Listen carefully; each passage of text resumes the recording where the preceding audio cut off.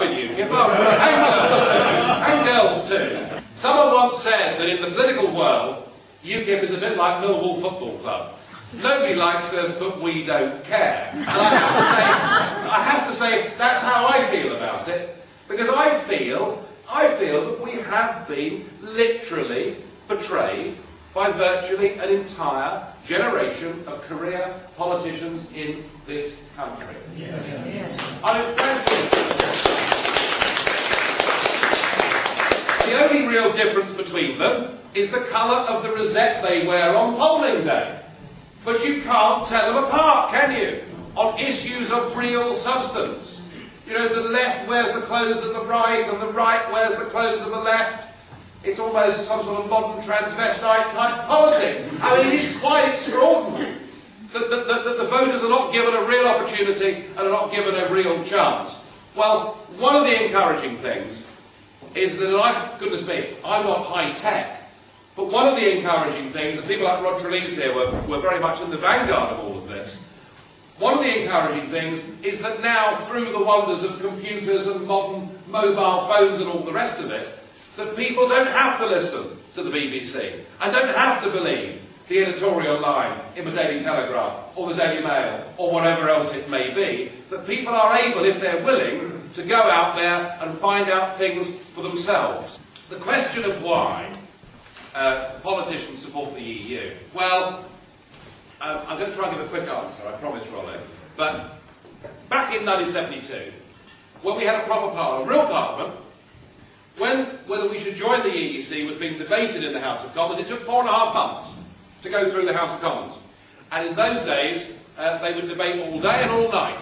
You know, real extensive debate. No guillotines, no 10-minute rules on speaking, a real debate. And the late Roy Jenkins was holding forth in what was a 4-hour speech of why we should join, as he called it, UR. And they can never pronounce their R's, can they? Heseltine can't either, it's extraordinary, but never mind. And so Jenkins was holding forth on the wonders of claret and Europe and what a wonderful thing it would be, and he gave way to an intervention from the backbench Conservative Member of Parliament for a constituency known as Wolverhampton South West, namely one Enoch Powell, whose intervention was, the common market sounds like a very good club for failed ex-chancellors of the Exchequer, and sat down, and within 18 months, Roy Jenkins was President of the European Commission. If you go on from there, you see that Leon Britton lost his job after the Westland crisis, some will remember, and what was the payoff when he went off to become a European Commissioner? And Chris Patten was booted out with the voters of Bath, and he was sent off to the European Commission. And then we had that giant of late 20th century politics, the boyo from the valleys, Mr. Kinnock, who apart from sacking Margaret Andreasen, but Mr. Kinnock, who managed to lose the general election to John Major, which if you think about it, took some doing, didn't it? And he was sent off to the Commission, but the best of all, the man sacked for a mortgage fraud for which every one of you in this room would have gone to prison, twice disgraced from the British Cabinet, the most perfect Euro Commissioner ever born, Peter Mandelson. Are you beginning to get my drift? You know, if you're an MP, if you're an MEP that supports the system and happens to suffer the misfortune of losing your job at a general election or a European election, you are guaranteed that within 3 months you'll have a highly paid job working for the European Commission. The European Union is the best thing that has ever happened to the professional, career, political class in its entire history since time began, in my view, because you are guaranteed, if you support it, always to get a job. Now, if I'm turfed out on June the 4th, I'm not so optimistic.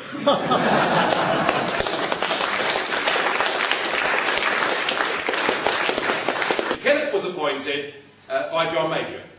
And I am certain that if Major had lost the election, that Kinnock would have appointed Major. I mean, that's the kind of... Well, no, I'm being serious about it. That's the kind of old boys club that we've got. Kinnock, who of course was fairly calamitous in his first 5 years there. But then in the second 5 years, if you remember, he was the commissioner that was going to clean up the fraud, wasn't he? Going to clean up the waste. And then, of course, we had the vision of Mrs. Kinnock arriving on the scene, who now is so grand, I have to tell you, that when she walks around the European Parliament, I mean, she almost thinks she's royalty. And then we have the son working over there, and the daughter working over there, and the Kinnocks taking about £500,000 a year out of the European Union. And this, the man who in the 1970s toured the length and breadth of Britain arguing that common market membership would be bad for British democracy and bad for British jobs. It just goes to show, doesn't matter how religious you are or not, the Bible has some very good stories that still hold true today, and a sufficient number of pieces of silver tend to do their job, don't they?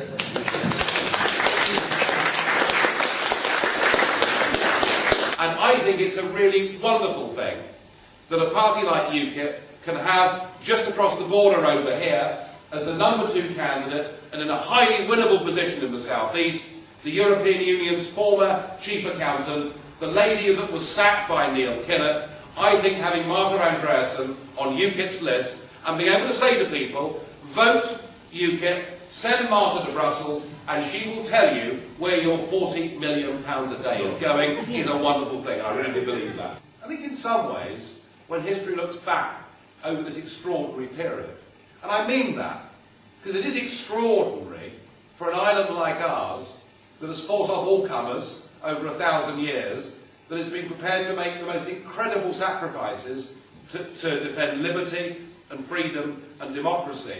History will judge those that actually gave it away for their own career advantage. You know, history will judge that, in my view, very, very harshly indeed. I asked this question of Václav Klaus the other day. Now here we are. I said how far we've come, didn't I? But the other week, our Independence and Democracy group in the European Parliament, which I've been very proud to be joint president of for the last 5 years, we were for the first and possibly last only ever time invited by a head of state, i.e. President Klaus, to attend Prague Castle for a meeting. I asked him that very question. I said, if Ireland breaks away, or Greece breaks away, does it bring the whole house of cards down? And I'll give you Klaus's answer, not mine. What Klaus said is, Nigel, you have to understand that governments have invested so much political capital in getting their countries into the euro that they will never, ever wish to admit defeat, and they'll be prepared to see their people suffer dreadfully before that consequence comes about. You didn't frankly have the balls to put country before party.